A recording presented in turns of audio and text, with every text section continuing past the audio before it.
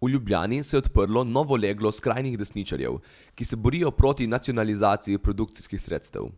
Govorim seveda o tovarni Rog. Ekstremisti so svoj položaj zaščitili z bodečo žico, nedvomno ubran pred ekonomskimi migranti. Imajo pa tudi pse čuvaje, ki so dresirani za krvoločnost. Da bi jih lahko boljše razumel, sem jim zastavil nekaj vprašanj. Zakaj mislite, da bi zasebniki boljše upravljali z Rogom kot javna inštitucija Mestna občina Ljubljana? Ker so bolj konkurenčni, ne? Ker se znajo prilagajati trgu, pa so bolj inovativni, zato ker so dvi, ker morajo ustvarjati profit in ker to jih pol vodi k temu, da več tvegajo in Kako se pravilno reče tem, ki se zadržujejo v Rogu? Rogiranci ali rogeraši? Rogovci. Aha, Rogovci. Samo to nekako ne povzame duha kraja, se mi zdi, ali ne? Ja, to je tega. Zelo jasno je bilo tudi, da se nikakor ne čutijo dolžne podpirati socialne države.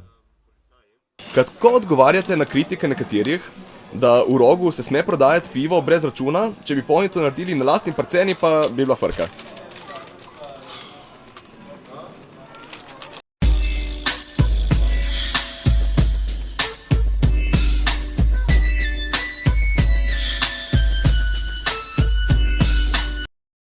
Seveda pa so njihove desničarske ekonomske tendence bile jasne že iz socialnih omrežij.